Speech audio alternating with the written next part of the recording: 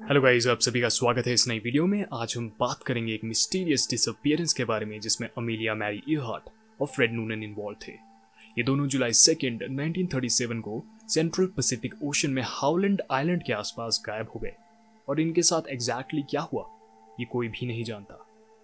तो आखिर ये केस है क्या और सारी डिटेल्स इस केस की क्या है, इस वीडियो में हम जानने की कोशिश करेंगे।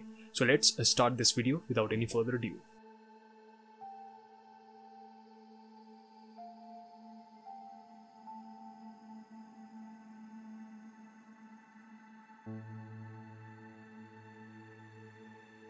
अमीलिया इयरहार्ट एक अमेरिकन एविएशन पायनियर थी। सिंपली अगर मैं कहूँ तो वो एक विमेन पायलट थी जिन्होंने काफ़ी अचीवमेंट्स अपने नाम की। वो पहली ऐसी महिला रही जिन्होंने अकेले अटलांटिक ओशन के ऊपर उड़ान भरी। वो अपने फ्लाइंग एक्सपीरियंसेस के ऊपर काफ़ी किताबें भी लिखती थी, एज वेल एज उनका काफ़ी बड़ा हाथ रहा द 99s की फॉर्मेशन में, जो कि फीमेल पायलट्स के लिए बनाई गई एक ऑर्गेनाइजेशन है। ओवरऑल इन सब बातों से हमें ये पता लगता है कि अमीलिया इयरहार्ट एक काफ़ी ज़्यादा एक्सपीरियंस्ड पायलट थी जिन्हें एयरक्राफ्ट्स और उन्हें उड़ाने की अच्छी नॉलेज रही होगी। अमीलिया इयरहार्ट को ये दिसंबर 2, 1920 को रियलाइज़ हुआ कि उन्हें भी एक पायलट बनना है जब अमीलिया और उनके फादर एक एयरफील्ड में गए जहां फ्रैंक हॉक्स, जो कि आगे चल के एक एयर रेसर के नाम से भी फेमस हुए, उन्होंने अमीलिया को अपने एयरप्लेन में राइड दी। अमीलिया इयरहार्ट के लिए फ्लाइंग लेसन्स लेना कोई इजी काम नहीं था, क्योंकि लेसन्स के पैसों के लिए उन्हें अलग अलग जॉब्स जैसे फोटोग्राफी, ड्राइविंग और स्टेनोग्राफी करनी पड़ी। ये सब जॉब्स करने के बाद अमीलिया ने फाइनली $1000 या फिर $1000 कमा लिए थे, जिन्हें उन्होंने फ्लाइंग लेसन्स के लिए यूज़ किया। उनकी टीचर थी अनीटा स्नुक, जो ऑब्वियसली खुद भी एक फीमेल एविएटर थी। 1921 में अमीलिया ने एक सेकेंड हैंड किनर एयरस्टर बाईप्लेन खरीदा जिसको उन्होंने द कैनरी निकनेम दिया, और इसी तरह उनकी फ्लाइंग जर्नी की शुरुआत हुई। अक्टूबर 22, 1922 को अमीलिया ने अपने प्लेन को 14,000 फीट की ऊंचाई पर उड़ाया, जो कि फीमेल पायलट्स के लिए एक वर्ल्ड रिकॉर्ड था। मई 15, 1923 को अमीलिया इयरहार्ट यूनाइटेड स्टेट्स की पहली महिला बनी जिन्हें एक पायलट्स लाइसेंस दिया गया। आने वाले कुछ सालों में अमीलिया इयरहार्ट के लिए टाइम थोड़ा स्ट्रगल वाला रहा, क्योंकि फर्स्ट ऑफ ऑल वो साइनस की प्रॉब्लम से भी गुजर रही थी, तो उनके कुछ ऑपरेशंस भी हुए, एज वेल एज पैसों से रिलेटेड प्रॉब्लम्स के चलते उन्हें अपने पुराने प्लेन को भी बेचना पड़ा। उसके बदले उन्होंने एक येलो किसल स्पीडस्टर, जो कि 2 पैसेंजर गाड़ी थी, उसे लिया।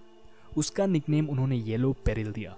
मई 1932 को अमीलिया ने अटलांटिक ओशन के ऊपर उड़ान भरी, जो कि अपने आप में एक बहुत ही बड़ी अचीवमेंट थी उस टाइम पे, और इसके लिए उन्हें काफ़ी ऑनर्स भी दिए गए। आने वाले टाइम में और भी फ्लाइट्स में वो इन्वॉल्व रही, जैसे होनोलुलु हवाई से ओकलैंड भी उन्होंने अकेले ही प्लेन में उड़ान भरी, एज वेल एज काफ़ी दूसरी फ्लाइट्स। 1936 के दौरान अमीलिया इयरहार्ट को ये विचार आया कि अब उन्हें कुछ बड़ा अचीव करना है, और इसीलिए शी डिसाइडेड कि वो अराउंड द ग्लोब, मतलब पूरी धरती को घूम के आएंगी एयरक्राफ्ट में, या फिर धरती को सर्कम नेविगेट करेंगी अपने एयरक्राफ्ट में। अब ये कोई इजी टास्क नहीं था उस टाइम में। उन्होंने जो रूट प्लान किया था वो ऑलमोस्ट इक्वेटर को फॉलो करता था, तो लगभग उनकी फ्लाइट को टोटल 47,000 किलोमीटर्स को कवर करना था। इस जॉब के लिए अमीलिया ने एक स्पेशल कस्टमाइज्ड प्लेन भी बनवाया जिसका नाम था लॉकहीड इलेक्ट्रा 10E। ये टास्क अमीलिया के लिए अकेले करना मुश्किल था, तो ऐसा प्लान किया गया कि 2 लोग, अमीलिया और मैनिंग, जो कि एक स्किल्ड नेविगेटर, पायलट और रेडियो ऑपरेटर थे, वो इस मिशन में साथ जाएंगे। लेटर ऑन फ्रेड नूनन को भी as an additional navigator select किया गया। मार्च 17, 1937 को पहला अटेम्प्ट सक्सेसफुल नहीं हो पाया। आप ऐसा मान सकते हैं कि उन्हें इसमें काफ़ी डिफिकल्टीज आई, पहले ही एयरक्राफ्ट की सर्विसिंग की वजह से, और दूसरी टेक ऑफ के टाइम जब एयरक्राफ्ट स्किड होने की वजह से डैमेज हो गया। इसके बाद मैनिंग ने अमीलिया के इस मिशन को क्विट कर दिया। यहाँ पर आप नोट कीजिए कि मैनिंग ही सबसे ज़्यादा स्किल्ड रेडियो ऑपरेटर थे, और उस टाइम में जीपीएस जैसी टेक्नोलॉजीज नहीं थी, तो अब सिर्फ अमीलिया इयरहार्ट और फ्रेड नूनन ही इस एडवेंचर में इन्वॉल्व थे, या फिर इस मिशन में इन्वॉल्व थे, और दोनों ही स्किल्ड रेडियो ऑपरेटर्स डेफिनेटली नहीं थे। इस सब के बावजूद अमीलिया और नूनन ने सेकेंड अटेम्प्ट ट्राई किया। जी हाँ, अब एयरक्राफ्ट में सिर्फ 2 ही लोग थे। जब उनका एयरक्राफ्ट रिपेयर हो गया तो उनका प्लान अब ऑपोजिट डायरेक्शन से उड़ने का था, मतलब वेस्ट टू ईस्ट। पहले वो ईस्ट टू वेस्ट जा रहे थे, बट वो अब वेस्ट टू ईस्ट उड़ान भर रहे थे, क्योंकि चेंजिंग वेदर पैटर्न्स और विंड्स को उन्होंने कंसीडर किया। तो उड़ान उन्होंने पहले ओकलैंड से मायामी भरी, फिर वहां से south America, Africa, India, south east Asia और फाइनली ले, न्यू गिनी। ओवरऑल प्रोग्रेस बहुत अच्छा चल रहा था। लगभग 35,000 किलोमीटर्स की जर्नी वो कंप्लीट कर चुके थे, सिर्फ 11,000 किलोमीटर्स ही बाकी थे और ये जर्नी पैसिफिक ओशन के ऊपर से, जो कि लार्जेस्ट ओशन है, कंप्लीट होनी थी। जुलाई 2 को अमीलिया और नूनन ने इलेक्ट्रा एयरक्राफ्ट में ले एयरफील्ड से मिडनाइट को उड़ान भरी और उनका नेक्स्ट स्टॉप था हाउलैंड आइलैंड। अब आइलैंड को अगर आप देखोगे तो ये कोई बड़ा आइलैंड नहीं है, सिर्फ 2 किलोमीटर लंबा और 500 मीटर चौड़ा। अब आप खुद सोच के देखिए कि ऐसे आइलैंड को आसमान से स्पॉट करना कोई इजी टास्क या फिर काम नहीं है, स्पेशली अगर गलती से मौसम बिगड़ जाए। और एयरक्राफ्ट लैंड कराना भी कोई इजी टास्क डेफिनेटली नहीं है ऐसे आइलैंड पर। एक और चीज़ आप याद रखिए, जो एयरक्राफ्ट था वो ले एयरफील्ड से 1100 गैलन्स ऑफ गैसोलीन, जो कि प्लेन का फ्यूल था, उसके साथ निकला ताकि अमीलिया और नूनन हाउलैंड आइलैंड पर प्रॉपरली लैंड कर पाए और उन्हें पता चल पाए कि एग्जैक्टली वो आइलैंड कहाँ है जहाँ पर उन्हें लैंडिंग करनी है। यूएस कोस्ट गार्ड ने USCGC इटास्का, जो कि एक शिप थी, वो हाउलैंड आइलैंड के पास भेज दी। प्लान ये था कि शिप के थ्रू ईयरहार्ट और नूनन के साथ रेडियो की मदद से कांटेक्ट किया जाएगा और उन्हें गाइड किया जाएगा। अब प्रॉब्लम ये हुई कि इलेक्ट्रा एयरक्राफ्ट में नेविगेशन और कम्युनिकेशन इक्विपमेंट तो थे, बट किसी वजह से वो इटास्का शिप के साथ कम्युनिकेट ही नहीं कर पाए। देखिए, इलेक्ट्रा में 13 सीट ट्रांसमीटर था। ये 50 वॉट का ट्रांसमीटर सिर्फ 3 फ्रीक्वेंसीज में ही सिग्नल्स को ट्रांसमिट कर सकता था, 500 किलोहर्ट्ज, 3105 किलोहर्ट्ज और 6210 किलोहर्ट्ज। इस ट्रांसमीटर को मॉडिफाई किया गया था ताकि ये 500 किलोहर्ट्ज पर भी वर्क करे। रिसीवर की बात करें तो इलेक्ट्रा में 20B रिसीवर था। ये रिसीवर 4 फ्रीक्वेंसी बैंड्स को कवर करता है, 188 to 420 kilohertz, 550 to 1500 kilohertz, 1500 to 4000 और 4000 to 10,000 किलोहर्ट्ज।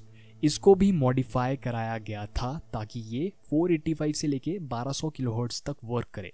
ऐसा इसीलिए ताकि 500 किलोहर्ट्ज के सिग्नल्स को भी रिसीव किया जा सके, जिसे मरीन डिस्ट्रेस कॉल्स और रेडियो नेविगेशन के लिए यूज किया जाता है। ये बात कोई नहीं जानता कि इलेक्ट्रा, जिसमें अमीलिया और नूनन थे, उसके 20B रिसीवर में बीट फ्रीक्वेंसी ऑसिलेटर था या नहीं, क्योंकि अगर होता तो वो कॉन्टिन्यूअस वेव ट्रांसमिशंस को डिटेक्ट कर सकता है, जिससे मोर्स कोड और रेडियो लोकेशन बीकन सिग्नल्स भी डिटेक्ट किए जा सकते हैं। बट ना ही अमीलिया और ना ही नूनन को मोर्स कोड की समझ थी। RDF या रेडियो डायरेक्शन फाइंडर इक्विपमेंट जो कि प्लेन में था, उसमें भी स्टार्टिंग से प्रॉब्लम थी। ब्राजील टू अफ्रीका की फ्लाइट में भी RDF इक्विपमेंट ने मैल फंक्शन किया। ले में भी एक टेस्ट फ्लाइट के दौरान RDF बियरिंग्स अमीलिया को नहीं मिल पाई। देखिए, RDF इंपॉर्टेंट है क्योंकि उसी से पता चलता है कि रेडियो सिग्नल्स का सोर्स क्या है। तो अगर इटास्का से रेडियो कम्युनिकेशन हो भी रही होगी इलेक्ट्रा में, तो अमीलिया को RDF इक्विपमेंट के मैल फंक्शनिंग की वजह से कभी ये ही नहीं पता चल पाया होगा कि आखिर रेडियो सिग्नल्स किस डायरेक्शन से और कहाँ से आ रहे होंगे। तो ये अपने आप में ही एक बहुत बड़ी प्रॉब्लम थी। अमीलिया ईयरहार्ट और नूनन हाउलैंड आइलैंड के काफ़ी पास पहुंच गए थे, बट इटास्का, जो कि हाउलैंड आइलैंड के पास थी और जिसका काम अमीलिया और नूनन के साथ कांटेक्ट करना था, वो इस काम में सक्सेसफुल नहीं हो पा रही थी। अब अमीलिया और इटास्का ने प्लान किया था जो कम्युनिकेशन स्केड्यूल, वो भी फॉल्टी था। ऐसा इसीलिए क्योंकि Itasca naval time zone follow कर रही थी और अमीलिया ग्रीनविच सिविल टाइम। अब ऐसा नहीं है कि उनके बीच बिल्कुल भी कम्युनिकेशन नहीं हो पाई, क्योंकि जब अमीलिया हाउलैंड आइलैंड के पास कहीं पर थी तब इटास्का का 7500 किलोहर्ट्ज वाला सिग्नल उसे मिला, बट RDF के काम ना करने की वजह से अमीलिया को रेडियो सोर्स के डायरेक्शन का आइडिया नहीं हो पा रहा था। उस टाइम के RDF इक्विपमेंट्स 2000 किलोहर्ट्ज के ऊपर वैसे भी काम नहीं करते थे, तो 7500 किलोहर्ट्ज पे तो क्या ही करेंगे। अब दिक्कत ये है कि इटास्का के पास भी अपना एक RDF यूनिट था, बट वो तो 550 किलोहर्ट्ज के ऊपर ही काम नहीं करता था, इसीलिए दोनों ही तरफ से डायरेक्शन का पता नहीं चल रहा था। इलेक्ट्रा जो ट्रांसमिशन कर रहा था वो 3105 और 6210 किलोहर्ट्ज पे थी। तो मतलब हुआ ऐसा कि आप मान लो कि आप और आपका दोस्त कहीं बाहर है और दोनों की आंखों पर पट्टी लगी है। अब आप एक दूसरे को आवाज़ तो दे रहे हो, बट कुछ पता ही नहीं लग पा रहा कि ये आवाज़ें कहाँ से आ रही है। अब ऐसा भी हो सकता है कि ईयरहार्ट को प्लेन का डायरेक्शन फाइंडिंग सिस्टम यूज ना करना आया हो।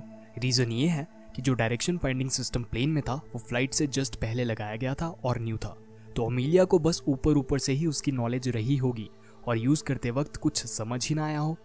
इलेक्ट्रा इटास्का से वॉइस मैसेजेस नहीं रिसीव कर पा रहा था, बट इटास्का को अमीलिया के कुछ मैसेजेस जरूर आए, जैसे रात के 2:45 पे और सुबह के 5 बजे मैसेजेस आए थे, जिनसे हमें ये पता चलता है कि जो वेदर था उस टाइम पे वो क्लाउडी हो गया था। फिर और मैसेजेस भी अमीलिया से आए, जिसमें अमीलिया ने कहा कि उनके मुताबिक वो हाउलैंड आइलैंड से 100 माइल्स की दूरी पे थे।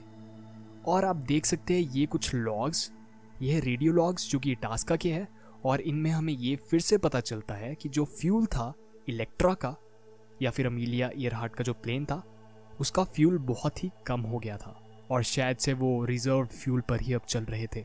सुबह के 7:58 AM को फिर अमीलिया का एक मैसेज इटास्का को आया, जिसमें ऐसा कहा गया कि आप अपने जो वॉइस सिग्नल्स है उसे हमें भेजे।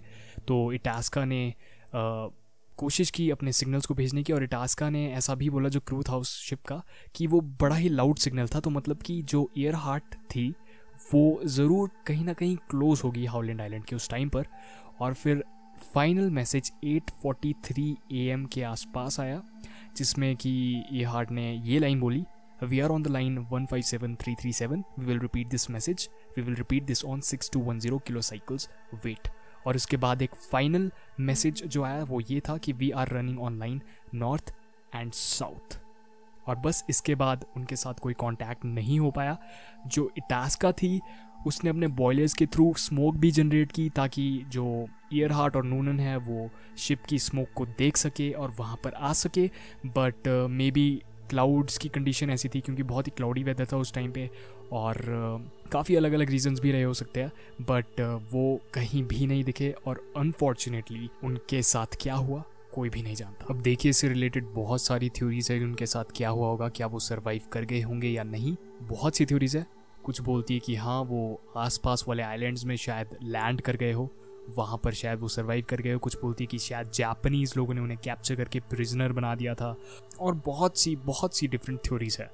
बट इस वीडियो को फिलहाल मैं सिर्फ एक ही सबसे सॉलिड थ्योरी के साथ एंड करना चाहता हूँ। नो डाउट बाकी थ्योरीज बहुत इंटरेस्टिंग है। होपफुली इन द फ्यूचर मैं उन सब थ्योरीज के ऊपर एक वीडियो भी बनाऊंगा, स्पेशली इसका पार्ट 2 बन सकता है वो। बट इस वीडियो को मैं यही कह के एंड करना चाहूँगा कि मोस्ट प्रॉबेबली जो उनका प्लेन था उसका फ्यूल ख़त्म हो गया और उन्हें डायरेक्शन ना मिल पाने की वजह से वो समुद्र में ही, पैसिफिक ओशन में ही क्रैश कर गए। हमें पता है कि आज के टाइम में भी जब कोई एयरक्राफ्ट पानी में डूब जाता है तो उसे ढूंढना कोई ईजी टास्क बिल्कुल भी नहीं है, हमारी एडवांस टेक्नोलॉजीज़ के बावजूद भी। तो ये समय तो फिर भी 1930s का है। आप खुद सोच के देखिए कि काफ़ी ज़्यादा सर्च ऑपरेशंस भी चलाए गए थे इसके बाद अमीलिया ईयरहार्ट को ढूंढने के लिए, और if I am not wrong 6 महीने के बाद उन्हें डेड भी डिक्लेयर्ड कर दिया गया था, दोनों फ्रेड नूनन और अमीलिया ईयरहार्ट को। बट यस, आप लोगों को क्या लगता है उनके साथ क्या हुआ होगा, और क्या आपको थ्योरी वीडियो चाहिए जिसमें मैं डिफरेंट थ्योरीज डिस्कस करूंगा कि क्या अगर वो सर्वाइव कर गए होंगे तो उनके साथ क्या हुआ होगा। ओके, सो आई होप कि आपको ये वीडियो पसंद आई होगी, and I will see you in the next one.